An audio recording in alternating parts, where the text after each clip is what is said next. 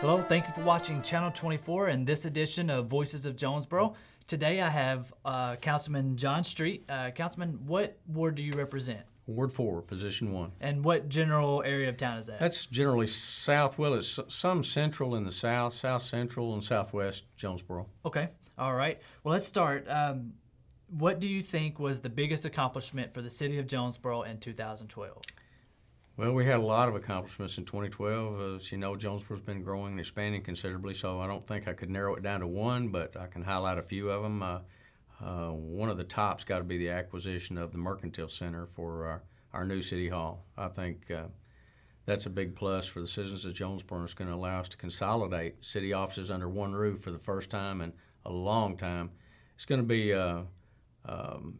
a commanding presence, a great location in central downtown Jonesboro, more than adequate parking. I think that's a super accomplishment. I'm very proud of that. The other is ASU's relinquishment of the Reserve Center, which is also going to be fantastic for the city of Jonesboro, and that our police department can now be located in the central area of the city in a facility that's better suited to house the police department with motor pool and other facilities. That's going to be a big plus for the citizens of Jonesboro as well. The opening of the Exposition and Conference Center, or the Northeast Arkansas Fairgrounds, was I think a big plus for us. Of course, we annexed 168 acres out there Right. that we now have to serve. But again, I think that's a plus as well, and a big event. Sure. We've had continued growth in our residential and commercial segments of, commercial building permits were up, I believe, 67 million. And we had a strong residential housing growth during 2012. So we continue to be strong in those areas. And it adds to our commercial family. I think Academy Sporting Goods, one of the things that comes to mind on our commercial family. Kirkland's, for a lot of the ladies, really love that. Right. I know we've had so many expansions of restaurants and things, and the continued growth on 49, and we're just going to see more expansion. But over 2012, it was phenomenal, and that ties in with the annexation of that additional land out there. And City Water and Light has kicked it into high gear to put a substation out there to power the new NEA Baptist deal, and the announcement of a 16-screen theater out at the curve Very in large. Farville off Clinton School Road. Right. It just seems like there's no end to the announcements of new business and stuff, which, while it brings, again, that a traffic situation, it's a good problem to have. And while we're on traffic, we made some great strides in 2012 on our traffic. We hired a traffic engineer who's implemented our computer program for synchronization of our lights. And if you've been on Stadium lately, I guarantee you'll see an improvement there. Absolutely. I think he moved from there over to Johnson and tweaked that. He's spreading out through other sections of town. So it's not perfect, but it's a whole lot better than it was. Absolutely. And again, considering that that traffic brings prosperity, and it's a sign of a good, healthy, and vital economy for Jonesboro, it's tolerable. And we're working on it, but that's something we'll have to continue to work on, because growth has outpaced our infrastructure as far as roads and streets, but we sure don't want to stop it. And we're kind of on a roll. In fact, I think Jonesboro is one of the fastest growing areas of the state. I believe we've, I know the hospital, that $460 million expansion of NEA Hospital, is the largest construction project in Arkansas last year. Right. So we continue with other projects as well. I know we're working very hard on the extension of Parker Road from Strawfloor Road, where it stops now, onto the Washington Street. Right. I think that will ease some of the congestion in that part of the city, and take some of the pressure off Southwest Drive and Parker in the mornings and at peak traffic times.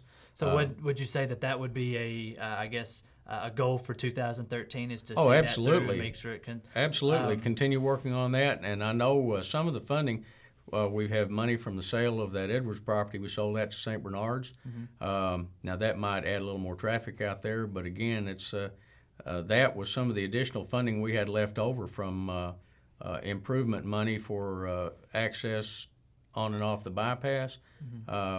We went to Little Rock and they approved the transfer of those funds over to that Parker Road expansion project, which is a state highway. That's gonna be great, yeah. I think that's going to help. I mean, that's another thing we did. The monies that we had, the limited funds we had to improve the access on and off the bypass areas, double turn lanes in places.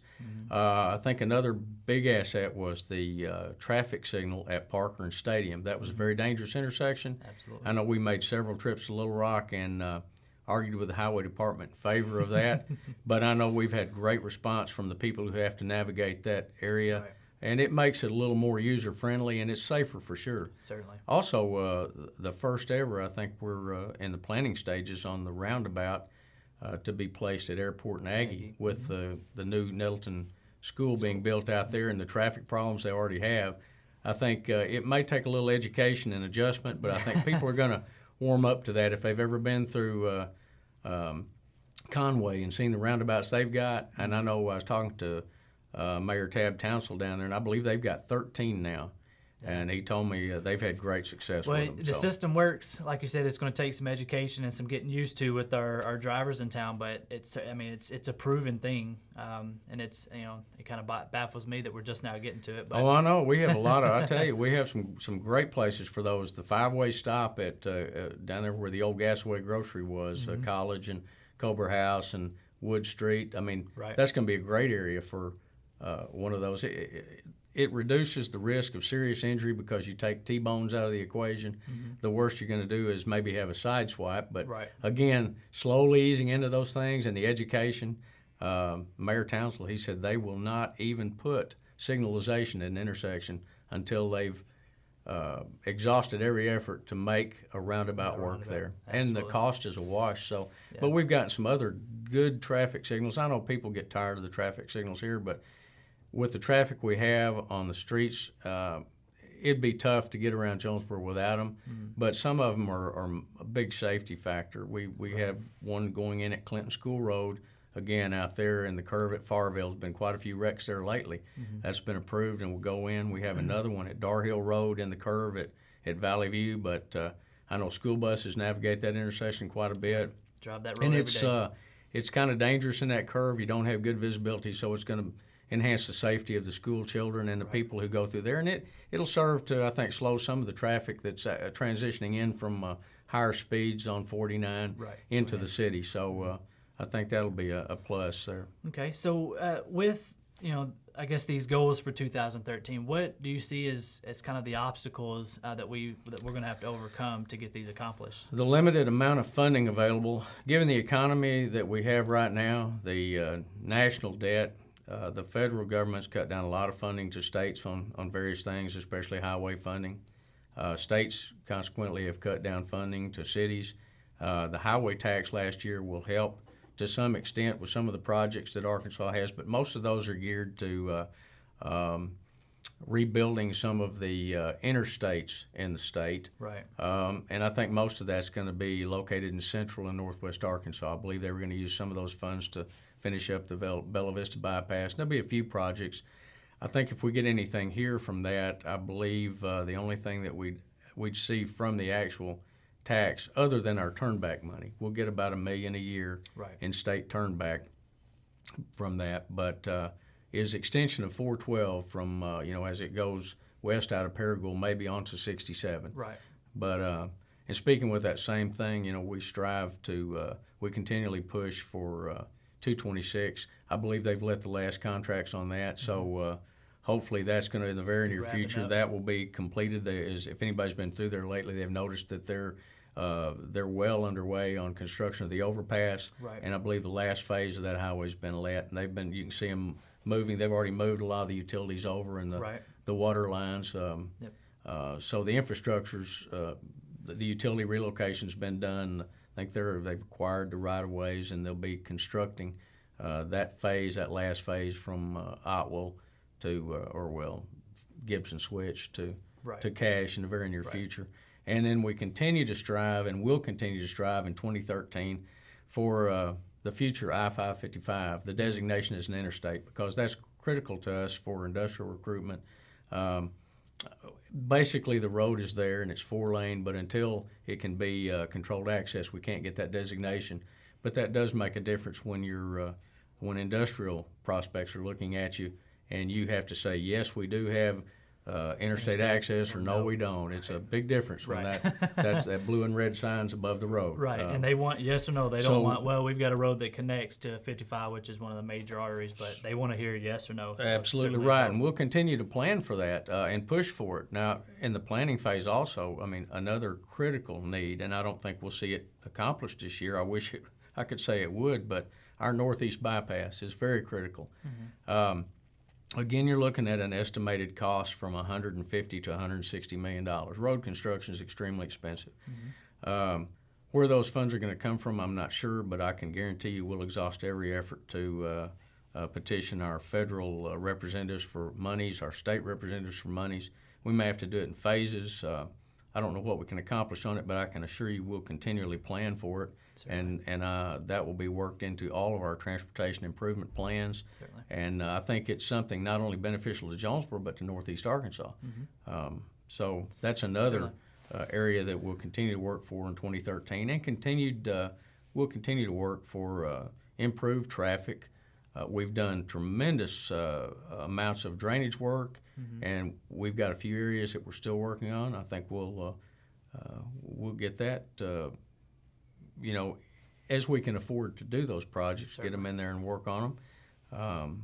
We've improved them considerably in the last 10 years, but there's a little bit more, as I said, we need to do. Right. Well, and a lot of these projects they're not something that can be accomplished in 1 year. No. This is multi-year, do them in phases. It's an ongoing, just like everybody else, we have so many demands for the funds we've got, and you have to allocate your money based on priorities and what you can realistically accomplish.